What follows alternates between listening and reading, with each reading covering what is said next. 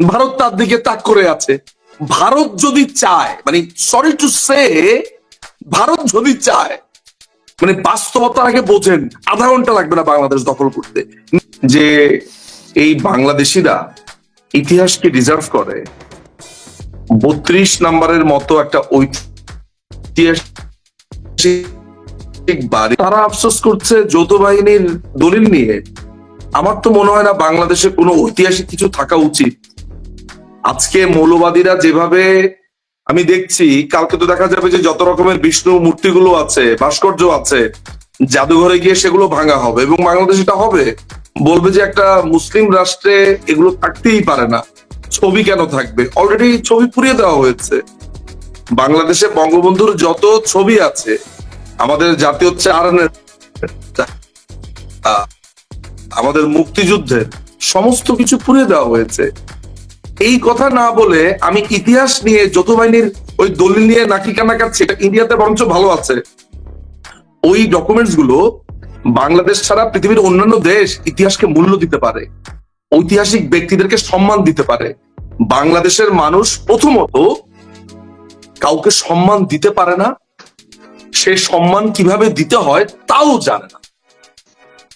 কোন রকমের, মানে এই যে ভব্যতা, সভ্যতা, একটা আস্ত অশিক্ষিত মূর্খ, একটা কথা মাথায় রাখবেন, মৌলবাদ এবং মূর্খ, এটার একটা ডেডলি কম্বিনেশন বাংলাদেশে। আপনি আপনার এই যে শো যে চলছে, আমি একটা প্রমাণ দেই, এই শোর মন্তব্যগুলো পড়েন তো আপনি। মালু, মালাউন, ভারতের মাথায় মুতি, ভারতের মাথায় এই করি, এগুলো হচ্ছে বাংলাদেশি মানুষের ভাষা। এগুলো হচ্ছে বাংলাদেশের মানুষের ভাষা। এই দেশকে আপনি কি চিন্তা করেন? আপনি খালি কমেন্ট গুলো দেখেন। ঢাকায় আপনার প্রকৌশল বিশ্ববিদ্যালয়ের মতো, যেখানে কথিত হিজবুত তাহরি এখন ভরে গেছে, বলা হয় যে এখানে মেধাবীরা পড়ে, কুয়েট, চুয়েট, এরকম একটা শিক্ষা প্রতিষ্ঠানে ভারতের পতাকাকে রাখা হয়েছে, মানুষ যাতে সেটা পদদলিত করে যেতে পারে। অসভ্যতার চূড়ান্ত করেছে। সেই বাংলাদেশের মানুষ আবার ন্যায্য হিস্সা চায়, সেই বাংলাদেশের মানুষ আবার ন্যায্য অধিকার চায়। শুধুমাত্র ভারতকে নিয়ে না, কিন্তু শুধুমাত্র ভারতকে নিয়ে না, মানে বাংলাদেশিদের শুধু ইউটিউবে আর ফেসবুকে কমেন্ট করলে, কমেন্ট গুলো দেখলে বুঝবেন যে সারা পৃথিবীর মানুষ ওদের শত্রু। একটা ক্রিকেট খেলা হোক, শ্রীলঙ্কার সাথে লেগে বসেছে। একটা ক্রিকেট খেলা হোক, নেপালের সাথে লেগে বসেছে। একটা ক্রিকেট খেলা হোক, মালদ্বীপের সাথে লেগে বসেছে। অদ্ভুত, মানে একটা বাংলাদেশ। এবং সবচেয়ে বড় ব্যাপার হচ্ছে এই যে আপনি আলোচনা করছিলেন যে বাংলাদেশের দিকে নাকি ভারত অস্ত্র ত্যাগ করে আছে, এই ত্যাগ করে আছে, এই যে সেলফ, এটাকে কি বলে, একটা খুব ভালো ইংরেজি শব্দ আছে, নার্সিসিজম। বাংলাদেশের ধারণা সারা পৃথিবী তার দিকে তাকিয়ে আছে, অথচ একটা ভয়ঙ্কর অগুরুত্বপূর্ণ একটা রাষ্ট্র, যার সারা পৃথিবীতে একটা কাঁঠালের বিচির মতো তার আসলে অস্তিত্ব না, তার ধারণা হচ্ছে সারা পৃথিবী তার দিকে খুবই অ্যাটেনশন দিয়ে আছে, ভারত তার দিকে তাক করে আছে। ভারত যদি চায়, মানে সরি টু সে, ভারত যদি চায়, মানে বাস্তবতার আগে বোঝেন, আধা ঘন্টা লাগবে না বাংলাদেশ দখল করতে। নিজের অকাত, একটা শব্দ আছে অকাত, আগে নিজের অকাত বোঝেন, নিজের যে হাসিয়াত, এইটা আগে বোঝা উচিত বাংলাদেশের। আমি দেশ, আমার দেশ। বাংলাদেশ, ইংল্যান্ডে যাওয়ার আগে জানতাম সুগোলা সুজলা শোষা মনে নাকি বাংলাদেশ। ইংল্যান্ডে গিয়ে দেখি পুরো দেশটা সবুজে ভরা, আর বাংলাদেশ হচ্ছে পুরো গাছপালা সব বালুতে ভরা। এই দেশটা হচ্ছে একটা প্রপার একটা মানসিক রোগীর নার্সিসিস্ট একটা দেশ। এই দেশ বঙ্গবন্ধুর ভাস্কর্য ভাঙে, এই দেশ মানুষকে কোন রকমের সভ্যতা জানে না, ভব্যতা জানে না, গালি গালাজ এবং অশিক্ষা, কুশিক্ষা, এগুলোতে ভর্তি একটা রাষ্ট্র। এইটা একটা কমপ্লিট ব্যানানা রিপাবলিক। এখানে খুব সামান্য মানুষ পড়াশোনা করেছে, এখানে খুব সামান্য মানুষ শিল্প ও সংস্কৃতির চর্চা করে, এখানে খুব সামান্য মানুষ বই পড়ে, এখানে খুব সামান্য মানুষ পরিশীলিত। এই মানুষগুলো এখন সমাজের লুকায়িত আছে, তারা লুকিয়ে আছে। আর যাদেরকে আপনি দেখছেন মৌলবাদ, সারাক্ষণ খালি আপনি বলছেন যে ইন্ডিয়ার সাথে এই সেন্টিমেন্ট, কিসের সেন্টিমেন্ট? ইন্ডিয়া কি করেছে? If you ask them what did India do, কি করেছে, একটা ওয়ার্ডও বলতে পারবে না। একটা এমইউআই, একটা কন্ট্রাক্ট, একটা দলিল নিয়ে কেউ কথা বলতে পারবে? মানে বাংলাদেশের ধারণা হচ্ছে, বাংলাদেশের ধারণা হচ্ছে, শোনেন আমি আপনাকে শেষ কথা বলেছেন, এইটা যদি ইন্ডিয়া যদি একটা না, খারাপ লাগে, বুকে এসে লাগে। আপনি আমার দেশ সম্পর্কেই তো বলছেন, আপনার দেশ সম্পর্কে বলছেন এবং অনেক কষ্টের কথাগুলি বলছেন, সেগুলো আমি বুঝতে পারছি। না না, এটা আমার দেশ না, আমারও চোখে পানি চলে আসছে, যে আমি বিশ্বাস করতে চাই না একটা কথা বলি, বাংলাদেশ আমার রাষ্ট্র না। Let me finish please. Bangladesh আমার রাষ্ট্র না, এই দেশে আমি জন্মাই নাই।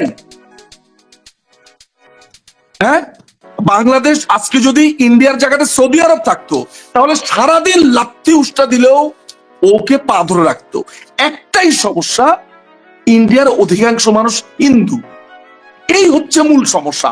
একটা ধর্মান্ধ, একটা মৌলবাদী, একটা আস্ত অশিক্ষিত মূর্খের, অধিকাংশ মূর্খ এই শত্রুতা করছে, নাথিং এলস।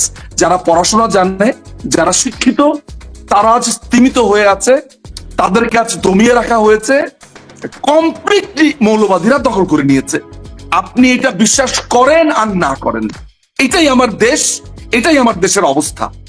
আর আমার সারাক্ষণ মনে হয় যে আমাকে মনে হয় পৃথিবী অনেক দাম দিচ্ছে, আমেরিকা মনে হয় এই করেছে, ভারত আমাকে নিয়ে যাবে।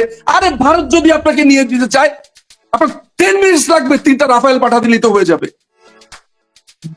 বলেন কি আপনি আপনার শক্তি বুঝে কথা বলবেন না? আন্তর্দেশ খালি বলতেই থাকি, ভারতের সাথে আমার শত্রুতা সম্পর্ক হবে কেন? ওয়াই?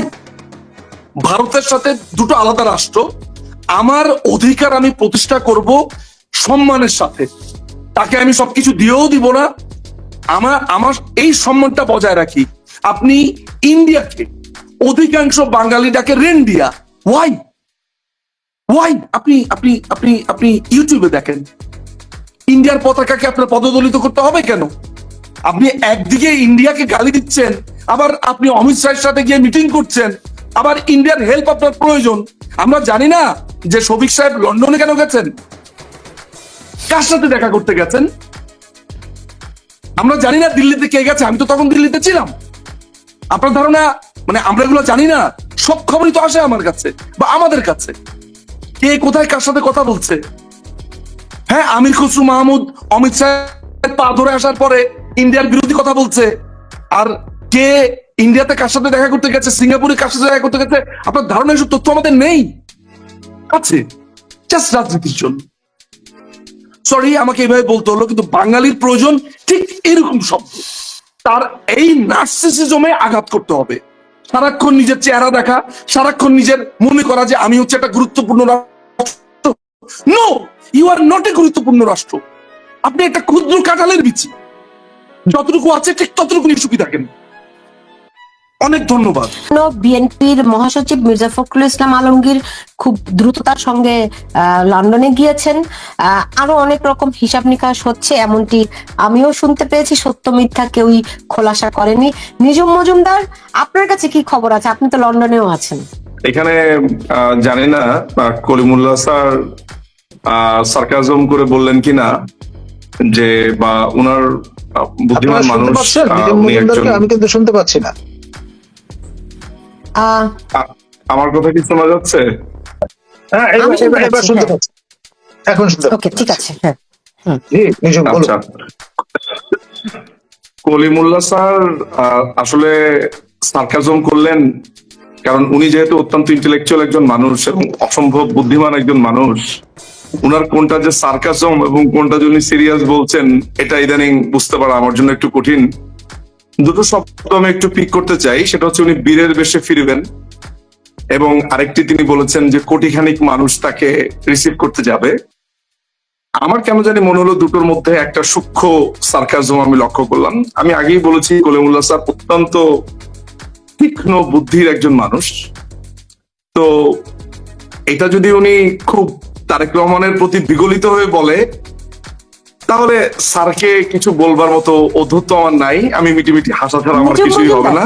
নিজু আর যদি মজুমদার, আর যদি আমি স্যারের একটু শেষ হয়ে করি। জিজ্ঞেস করি আপনাকে, একটু- ধরেন তারেক রহমান একটু যদি আমি শেষ দেশে করি। ফেরেন, না না না, আমি বলছি, আমি একটু শেষ করি।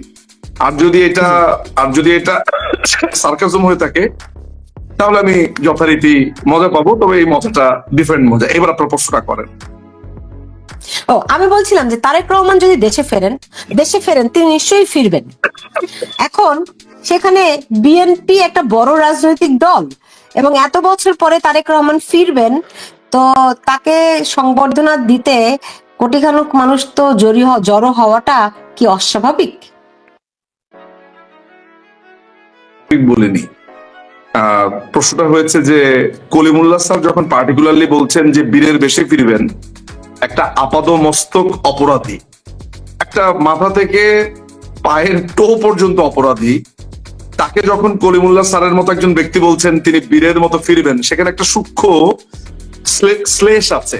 আমি যদি খুব ভুল না বুঝে থাকি, যদিও স্যারের জন্য এখন শ্লেষ প্রকাশ করাটা বা এটা প্রকাশ্যে স্বীকার করাটা খুবই কঠিন, কারণ স্যারকে বাংলাদেশে থাকতে হবে এবং স্যার কায়দা করে বেঁচে থাকবেন বলে আমার ব্যক্তিগত ধারণা।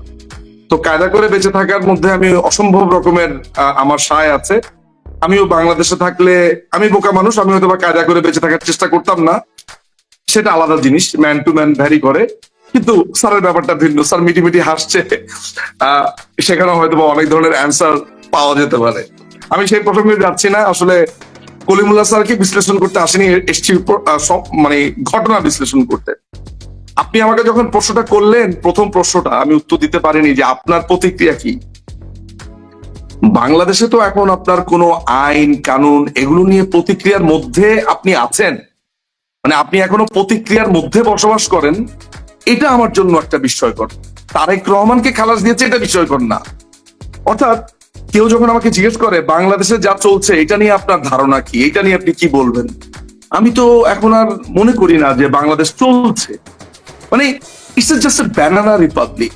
আপনি কখনো সত্যজিৎ রায়ের মুভিটা দেখেছেন? ওই যে হবুচন্দ্র রাজা থাকে, যে এটা নাম যেন কি, ওই যে আরে রাজার হীরক রাজার দেশ, হীরক রাজার দেশে। দড়ি ধরে মারো এটা না, হচ্ছে রাজা হবে এটা খান। হচ্ছে বাংলাদেশটা হচ্ছে একটা হীরক রাজার দেশ। আপনার যদি অসম্ভব রকমের রসকস থাকে ভেতরে, অর্থাৎ আপনার মন যদি রসিকতাপূর্ণ ঘটনাগুলো নিতে পারে, তাহলে আপনি অসম্ভব উপভোগ করবেন। আমি প্রতিদিন উপভোগ করি বাংলাদেশটাকে।